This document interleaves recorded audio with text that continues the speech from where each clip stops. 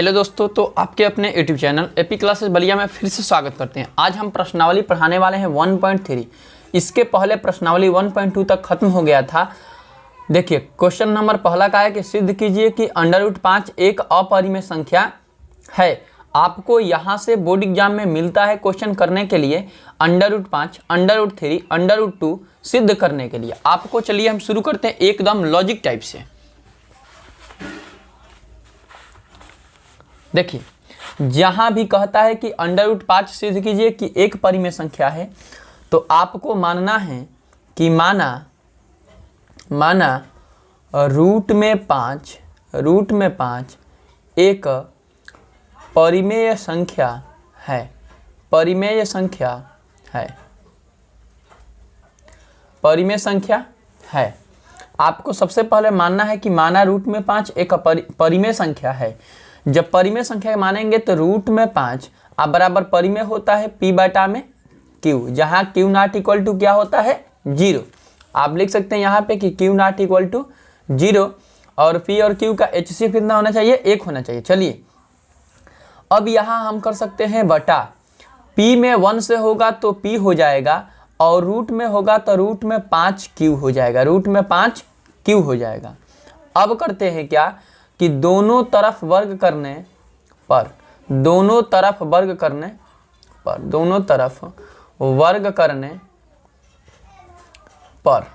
आप देख सकते हैं वर्ग का मतलब होता है कि जिसका वर्ग करे उसका घात 2, तो रूट में 5 और q का घात भी क्या कर देंगे 2। p में p से होगा p², रूट में 5 का q करते हैं तो देखिए चाहे रूट में 2 हो और गुणे रूट में 2 तो केवल उसका मान आता है 2। तो ऐसे ही रूट में 5 गुणे रूट में 5 करेंगे तो इसका मान क्या आएगा, केवल 5, और q का करेंगे तो q का स्क्वायर। अब देखिए p² है तो p², ये वाला कहाँ पे आ जाएगा बटा में बराबर 5 और फिर क्या हो जाएगा q²। हम मान सकते हैं इसे समीकरण नंबर 1। आप देख सकते हैं कि यहाँ आपको लिखना है कि 5 से p² क्या है, विभाज्य है। क्यों विभाज्य है, तो p भी 5 से क्या होगा, विभाज्य होगा। इसका मतलब क्या कि अगर 4 का स्क्वायर कितना होता है 16 और बटा में 2 है, जब स्क्वायर विभाज्य होगा तब फिक्स है कि 4 भी क्या होगा, विभाज्य होगा। इसीलिए लिख रहे हैं कि p² 5 से विभाज्य है। विभाज्य का मतलब क्या हो जाता है, कट जाता है, विभाज्य है। ठीक, तो आप लिख सकते हैं कि p भी 5 से क्या होगा, विभाज्य होगा। क्योंकि जब स्क्वायर विभाज्य है तब फिक्स है कि उसका जो अंक आता है वो भी क्या होगा, विभाज्य होगा। अब यहां से आपको एक शब्द मानना है कि p बराबर कितना दिया है 5 और नियतांक एक मानना है m। आप चाहें तो r भी मान सकते हैं, s भी मान सकते हैं, कुछ भी मान सकते हैं, लेकिन हम क्या मान रहे हैं, m मान रहे हैं। ठीक, p बराबर कितना 5m। यहां से क्या करेंगे कि p का मान समीकरण 1 में रखने पर p का मान, चलिए देखिए p का मान समीकरण 1 में रखने पर, तो इसको हम लिख सकते हैं थोड़ा सजाकर कि q² बराबर p² बाटा में कितना 5। इधर लिखो चाहे इधर लिखो, कोई मान में अंतर आने वाला नहीं है। देखिए q² है तो q², p के मान 5m, आप पूछ सकते हैं कि p का मान 5m क्यों माने, क्योंकि यहाँ पे रूट में 5 सिद्ध करने के लिए देखा, अगर रूट में 2 देते तो p के मान 2 मानते हैं। तो 5m का कितना स्क्वायर और बाटा में क्या है 5 है।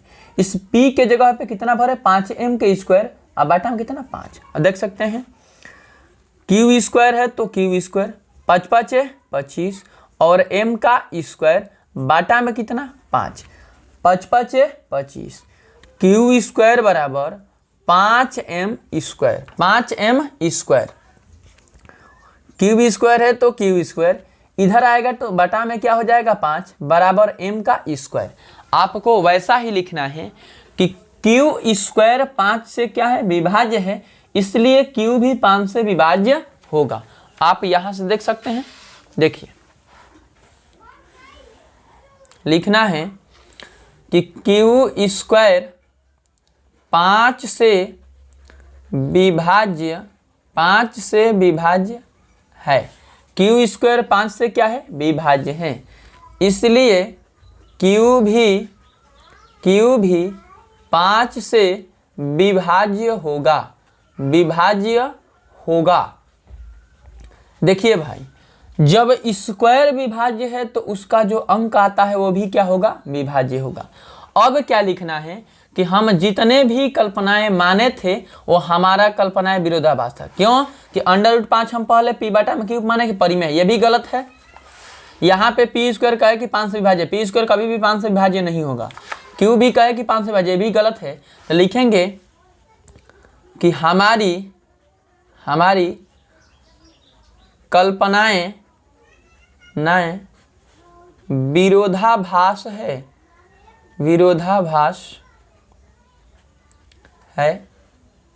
विरोधाभास का मतलब विरुद्ध है, हम उस अंक के विरुद्ध जा रहे हैं, इसलिए √5 एक अपरिमेय संख्या है। ठीक है, चलिए अगले क्वेश्चन पे चलते हैं। आप लोग इसको अगर स्क्रीनशॉट करना चाहते हो आराम से देख लीजिए इसको लाइन बाय लाइन। ठीक, अब देखिए दूसरा क्वेश्चन दिया है कि सिद्ध कीजिए कि 3 + 2√5 एक अपरिमेय संख्या है। सिद्ध कीजिए कि 3 + 2√5 एक अपरिमेय संख्या है। आपको कैसे सिद्ध करना है, एकदम आसान तरीके से। अगर अभी तक वीडियो को लाइक नहीं किए होंगे तो लाइक कर दीजिएगा वीडियो को। चलिए क्वेश्चन को स्टार्ट करते हैं। प्रूफ करना है कि 3 + 2√5 एक अपरिमेय संख्या है। तो सबसे पहले मानेंगे कि माना 3 + 2√5 एक परिमेय संख्या है। एक परिमेय संख्या है। एकदम आराम से करना है। अगर परिमेय होगा तो 3 + 2√5 बराबर पी बटा में क्यू। आप देख सकते हैं कि 2√5 बराबर पी बटा में क्यू और 3 इधर आएगा तो क्या हो जाएगा, माइनस। ठीक, अब √5 पी बटा में क्यू -√3 और यह 2 इधर आएगा तो क्या हो जाएगा, बटा में। हम कह सकते हैं यहाँ पे कि पी बटा क्यू भी क्या है, परिमेय है। 3 भी क्या है, परिमेय है। √ क्या है, 5 अपरिमेय। तो लिखेंगे कि माना पी बटा क्यू -3 एक परिमेय संख्या है। परिमेय संख्या है। ठीक, परिमेय संख्या है। और √5 एक अपरिमेय संख्या है। अपरिमेय संख्या है। दोनों क्या है, एक दूसरे के इक्वल नहीं है, तो बराबर पी बटा में क्यू ≠ -3 लिख सकते हैं कि हमारी कल्पनाएं विरोधाभास है। जो हम पी बटा में क्यू माने वो परिमेय नहीं है। एक अपरिमेय एक परिमेय क्या होता है, अपरिमेय हो जाता है। लिख देंगे कि हमारी कल्पनाएं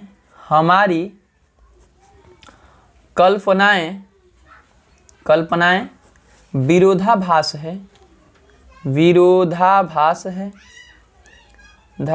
है। इसलिए 3 + 2√5 एक अपरिमेय संख्या है। अभी तक अगर वीडियो को लाइक नहीं किया होगा तो जल्द से लाइक कीजिए भाई, एकदम। अगर सवाल समझ में आ रहा है तो वीडियो को जरूर लाइक कीजिए। चलिए तीसरा क्वेश्चन देखते हैं। क्या दिया है कि सिद्ध कीजिए कि निम्नलिखित संख्याएं अपरिमेय है। सिद्ध कीजिए कि निम्नलिखित संख्याएं अपरिमेय है। दिया है पहला सवाल, तीसरा में पहला 1/√2। 1/3 में पहला, इधर ही बता देते हैं। चलिए देखिए, तीसरा में पहला सवाल कि 1/√2 में क्या दिया है, 2। 1/√2 में 2 दिया है, इसे सिद्ध करना है। सबसे पहले अगर अपरिमेय सिद्ध करना है तो आप सबसे पहले मानिएगा कि √5 1/√2 एक क्या है, परिमेय संख्याएं है। परिमेय संख्याएं है। ऊपर मान सकते हैं कि माना 1/√2 एक परिमेय संख्याएं है, परिमेय संख्याएं है। बिल्कुल आसान है भाई। तो 1/√2 अब परिमेय के लिए p/q और q नॉट इक्वल टू 0, रेशियो क्या होना चाहिए, 1 होना। सब लिखने की जरूरत नहीं है, ठीक। अब देखिए भाई, इसका क्रम उलट देते हैं, इसका क्रम उलट देने हैं, तो लिख देंगे उलटने पर, उलटने पर या पलटने पर। जब उल्टेगा तो ऊपर क्या हो जाएगा, √2, ये उल्टेगा तो क्या हो जाएगा, q/p। q/p भी क्या है, परिमेय है, और √2 क्या है, अपरिमेय। लिखेंगे यहाँ पे कि q/p एक परिमेय है, एक परिमेय संख्याएं हैं, एक परिमेय संख्याएं है, लेकिन √2 क्या है, एक अपरिमेय है। क्या है, एक अपरिमेय है। हम जानते हैं कि एक अपरिमेय और एक परिमेय आता है, तो लिख देंगे यहाँ पे कि q/p नॉट इक्वल टू √2। हमारी सारी कल्पनाएं गलत है, इसलिए क्या है कि √2 एक 1/√2 क्या है, एक अपरिमेय संख्या है, अपरिमेय संख्या है। क्या है, कुछ भी नहीं है, एक थ्योरी जानेंगे सब सवाल क्या हो जाएगा, हल हो जाएगा, ठीक है ना। √2 क्या है, एक अपरिमेय संख्या है। चलिए दूसरे क्वेश्चन पे चलते हैं कि 7√5, 7√5 एक अपरिमेय संख्या है कि नहीं। चलिए भाई, 7√5, दूसरा सवाल है कि 7√5। सबसे पहले मानेंगे कि माना 7√5 एक परिमेय संख्याएं है, परिमेय संख्या है, परिमेय संख्या है। जब परिमेय होगा तो 7√5 बराबर p/q, p/में क्या होगा, q होगा। इसके आगे हल करते हैं, इसके आगे कि √5 है तो √5, p/q है तो p/में q, और इधर आएगा तो क्या हो जाएगा, बटा में। हम जानते हैं कि p/में q/में 7 क्या है, परिमेय संख्याएं हैं। तो लिखेंगे कि p/q और 7 एक परिमेय संख्याएं हैं, परिमेय संख्या है, परिमेय संख्या है। लेकिन √5 क्या है, एक अपरिमेय है, अपरिमेय संख्या है, अपरिमेय क्या है, अपरिमेय। इसलिए लिख देंगे, इसलिए कि 7√5 एक अपरिमेय संख्याएं है, अपरिमेय संख्याएं है। क्यों भाई, वही बात लिखते फिर कि हमारी सारी कल्पनाएं विरोधाभास है, इसलिए 7√5 एक अपरिमेय संख्या है। वो लिखने की जरूरत नहीं है, आप समझ सकते हैं कि 7√5 एक अपरिमेय संख्या है। चलिए अगले क्वेश्चन पे चलते हैं, क्वेश्चन नंबर 3 कि 6 + √2, 6 + √2। कुछ भी नहीं करना है भाई, 3 में 6 + √2 है। सबसे पहले मानना है कि माना 6 + √2 एक परिमेय संख्याएं हैं, परिमेय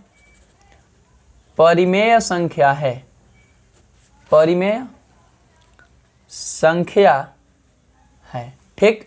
जब परिमेय है तो 6 + √2 बराबर p/में q।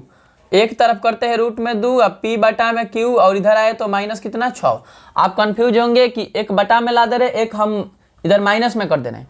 तो जो √2 यहाँ पे चिन्ह कुछ भी नहीं रहता है, तो क्या होगा, वो बटा में आएगा, और यहाँ पे प्लस माइनस रहता है तो क्या होगा, वो माइनस प्लस में आता है, ठीक।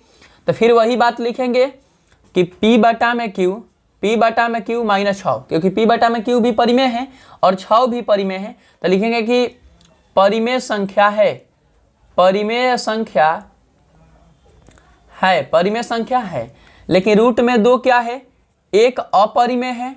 क्या है, अपरिमेय संख्या है, अपरिमेय संख्या है, ठीक।